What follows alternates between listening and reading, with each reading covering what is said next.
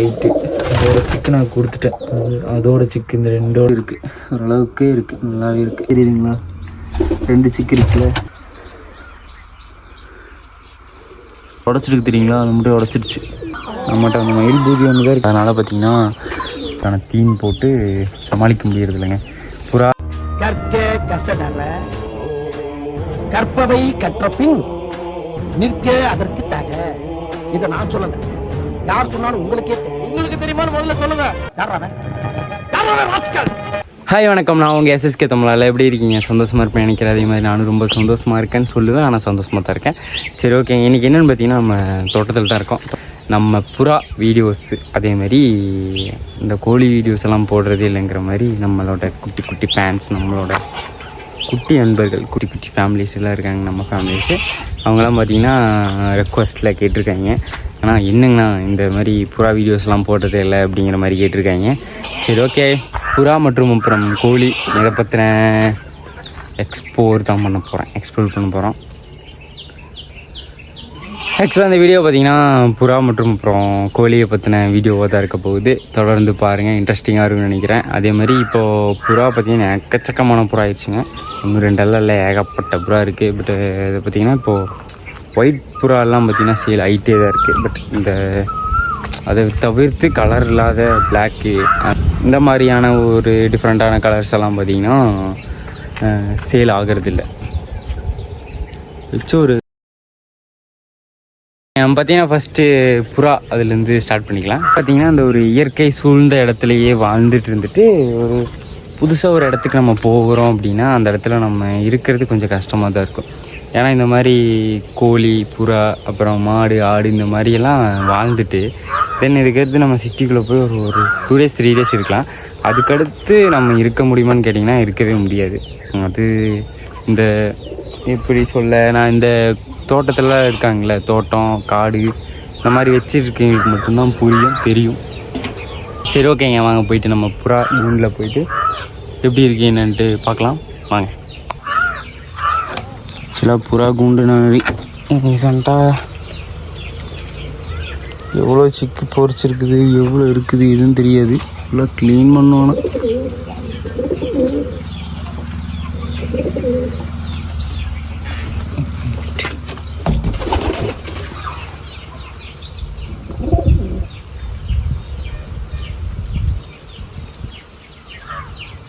பார்த்தீங்கன்னா இப்போ ஓப்பன் பண்ணி வச்சுருக்காங்க. பார்த்தீங்கன்னா கீழே தண்ணியெல்லாம் ஊற்றி வச்சுருக்குல்ல, அந்த இடத்துலையே பார்த்தீங்கன்னா அங்கே பாருங்க, அந்த இடத்துல இது வந்து கோழியோட முட்டை. எதுக்கு எடுத்துகிட்டு வந்து இந்த இடத்துல உடச்சி போட்டிருக்குன்னு எனக்கு தெரியல. எது எடுத்துகிட்டு வந்து உடச்சி போட்டுச்சுன்னு தெரியல.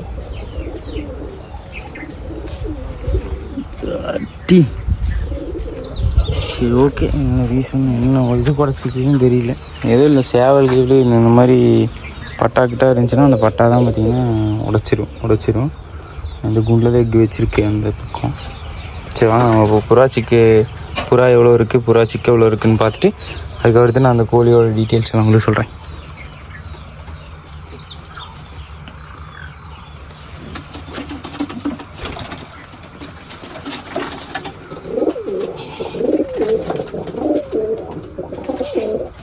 அங்கே பாருங்கள், அது ஒரு சிக்கு இருக்குது. ஆனால் மண்டையில் ஃபுல்லாக அடி கிடக்குதுங்க. மண்டை அடி வாங்கிட்டு கொத்தி இருக்க மாட்டிருக்குது.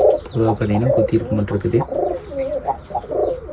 அதுக்கப்புறம் அங்கே பார்த்திங்கன்னா ஒரு ஒயிட்டு, அதோட சிக்கு நான் கொடுத்துட்டேன். அதோட சிக்கு இந்த ரெண்டோட சிக்கு பார்த்திங்கன்னா கொடுத்துட்டோம். 2 சிக்கு, மொத்தம் 2 சிக்கு, அப்புறம் ஒரு ஜோடி புறா அப்படியே அந்த பட்டாவில் கொடுத்துட்டோம்.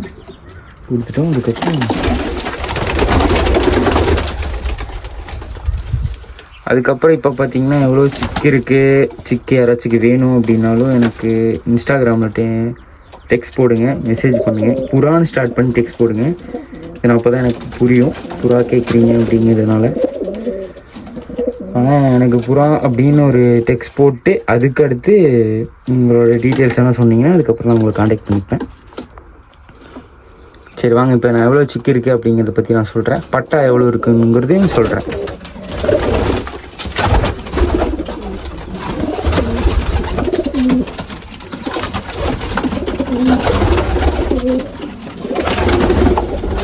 ஃபுல்லாக இந்த ட்ராக் மட்டும் பார்த்துக்கலாம் எங்கே இருக்குதுன்ட்டு. ஆக்சுவலாக இது பார்த்திங்கன்னா ரொம்ப காலமாக அடையல் படுத்துட்டு இருக்குது. பட் ஆனால் இன்னும் எக்கு வைக்கல. அப்புறம் இங்கே பார்த்திங்கன்னா ஒரு எக்கு வச்சுருக்கு. அப்புறம்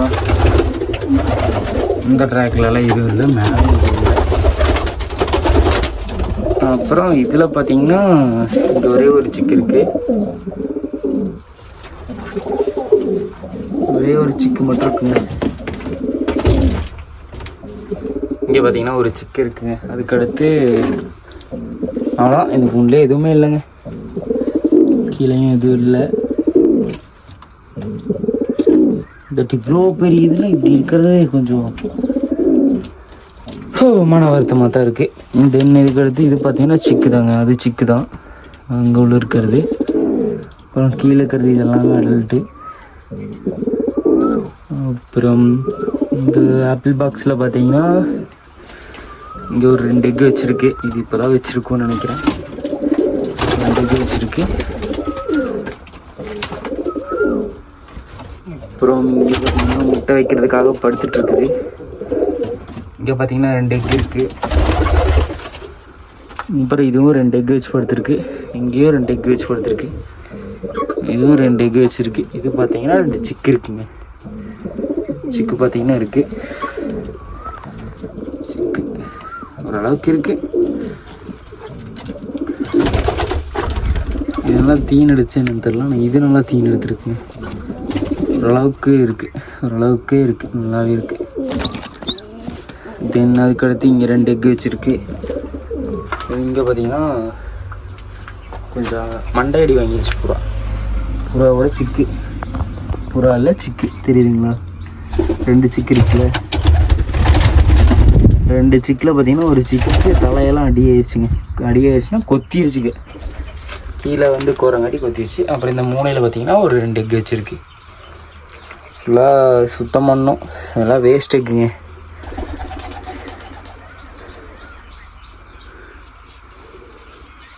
வேஸ்ட் எக்கு. இது வச்சாலும் பொரிக்காது. ஆனால் வெயிட்டாக இருக்குது. சரி, ஓகே, இருக்கட்டும். நிறையா வேஸ்ட்டுக்கு தான் கிடக்கு. இது ஒரு வேஸ்ட்டுக்கு, அது வேஸ்ட்டு தான். இங்கே பாரு, இங்கே 2 வேஸ்ட்டுக்கு இருக்குது. இங்கே ஒன்று கிடக்குது. எல்லாம் சுத்தம் பண்ணுங்க. நல்லா புறா வெளியே ஓடிச்சு. 3 முட்டையில் படுத்துருக்கு. புறா தான் இருக்குது. அவ்வளோதாங்க. ஆப்பிள் பாக்ஸ் இன்னும் வாங்கி அடுக்கணும். அடிக்கிட்டு ஃபுல்லாக க்ளீன் பண்ணிட்டு மெயின்டைன் பண்ணுங்க. ஃபஸ்ட்டு மெயின்டைன் பண்ணும். ஒரு காலத்தில் இந்த புறாவெல்லாம் தங்க வைக்கிறதுக்காக நான் எவ்வளோ கஷ்டப்பட்டுருப்பேன் தெரியுங்களா? ஆனால் அது கஷ்டப்பட்டதுக்கெல்லாம் ஈடுனே இல்லாமல் இல்லை. எல்லாத்துக்கும் கொஞ்சம் கொஞ்சம் இது கஷ்டப்பட்டதுக்காக ஈடு கொடுத்துருக்கு. அதுக்கான பெனிஃபிட் எல்லாம் இருந்திருக்கு. பட் இருந்தாலும் நம்ம இன்னும் சேஃபாக பார்த்துக்கிட்டா இதை விடவும் அதிகமான ப்ராஃபிட் எடுக்கலாம். சரி, ஓகே. அடுத்ததாக கோழியை பற்றி சொல்லுவோம். முட்டை பார்த்திங்கன்னா எங்கேருந்து வந்திருக்குன்னா, சரியாக பார்த்திங்கன்னா இங்கே இந்த கூண்டில் பார்த்திங்கன்னா முட்டை வச்சுருக்குது. தெரியுதுங்களா? முட்டை வச்சுருக்குது. அந்த முட்டையை தான் உடச்சி எடுத்துகிட்டு வந்திருக்கு. என்ன எது உடச்சிச்சின்னா இதில் உடச்சிருக்கு தெரியுங்களா? அந்த முட்டையை உடச்சிருச்சு. கோழி வச்ச கோழியை உடச்சிருச்சா என்ன ஏதுன்னு எனக்கு தெரியல. அப்புறம் எல்லாமே இப்போ விடையெல்லாமே இப்போது குஞ்சு பொரிச்சிருச்சு. பார்த்திங்கன்னா எல்லாம் குஞ்சு பொரிச்சு குஞ்சோட தான் இருக்குது. எல்லாமே ஒரு பட்டா சைஸில் இருக்குது. எல்லாம் இது இந்த சைஸில் தான் இருக்குது. இந்த நம்மகிட்ட அந்த மயில் பூஜை ஒன்று தான் இருக்குதுங்க. வேறுபடி எதுவும் இல்லை. புறாவெல்லாம் இறங்கிக்கிட்டு இருக்கு. எல்லாம் இந்த கரண்ட் கம்பத்தில் கொண்டுருக்காங்க. ஒவ்வொன்றா இறங்குவாங்க போவாங்க குடிப்பாங்க. நம்ம உள்ளே போயிட்டு வந்தோம்ல, அதனால் பார்த்திங்கன்னா போயிட்டு வரும். வெளியே வரும், உள்ளே போகும். இந்த சைஸ்லேயும் இருக்குது, இந்த சைஸ்லேயும் இருக்குது. அதெல்லாம் இன்னும் கொஞ்சம் பெருசானதுக்கப்புறமா இது எல்லாம் கொடுத்துருவோங்க. கோழிக்காக பார்த்திங்கன்னா கீழே தீனி போட்டுருவோம். இன்னும் தீனே போடல. அதனால தான் இங்கேயே சுற்றிட்டுருக்காங்க. அதேமாதிரி புறாக்கெல்லாம் பார்த்திங்கன்னா மேலே அந்த ஓட்டு மேலே போட்டுருவோம். ஏன்னா இதுக்கு தீன் பத்தாதுங்க புறாக்கு. அதனால் நாங்கள் மேலே போட்டுருவோம்.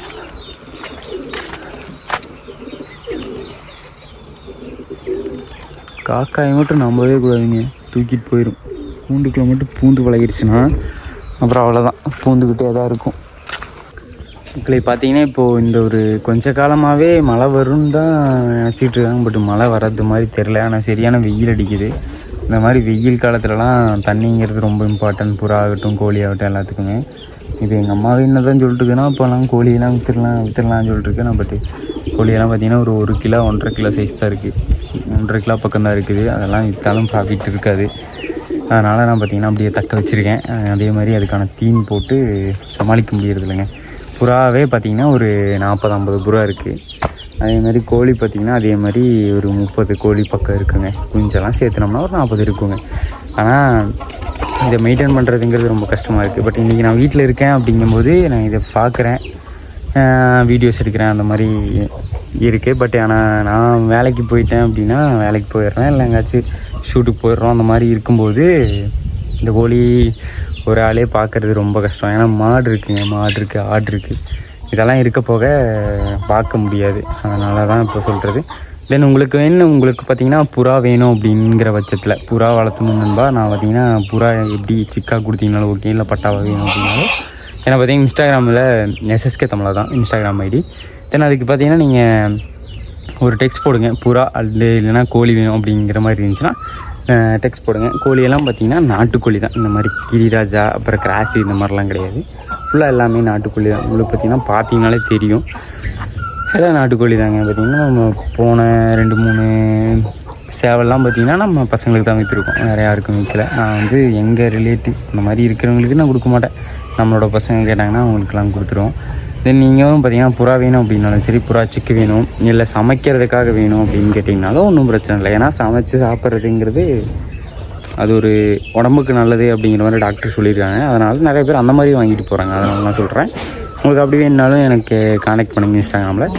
சரி, ஓகேங்க. இன்னொரு நாளே சந்திக்கிறேன். இத்துடன் விடைபெறுது உங்கள் SSK தமிழா. எல்லோரும் கொஞ்சம் சேஃபாக இருங்க. நிறையா நான் ஒவ்வொரு இடத்துக்கு போகும்போது நிறைய கற்றுக்கிறேன். அதை நான் அனலைஸ் பண்ணிட்டு என் மனசுக்குள்ளேருந்து நான் சொல்கிறேன், எதை பண்ணாலும் சேஃபாக பண்ணுங்கள், சேஃபாக இருங்க. ஏன்னா நிறைய நடக்குதுங்க, அதுதான் சொல்கிறேன். சரி, ஓகேங்க. நம்மளோட ஃபேமிலி எல்லோரும் கொஞ்சம் சேஃபாக செக்யூராக ஜம்முன்னு இருங்க, சந்தோஷமாக இருங்க. அதே மாதிரி எந்த ஒரு கஷ்டம் வந்தாலும் சரிங்க, சாப்பிடாம மட்டும் இருக்காதிங்க. சாப்பிட்டுட்டு சந்தோஷமாக சிரிச்சுக்கிட்டே இருங்க. என்னன்னாலும் கொஞ்சம் நேரம் உட்காந்து யோசிச்சு பாருங்கள், அந்த கஷ்டம்லாம் போயிடும். சரி, ஓகேங்க. இன்னொரு நாள் இத்துடன் விடைபெறுது உங்களை SSK தமிழா. எப்பவும் சிரிச்சுக்கிட்டே இருங்க, சிரிப்பு மட்டும் முக்கியம். எப்பவும் சிரிச்சுக்கிட்டே இருங்க. சரி, ஓகேங்க. பாய்.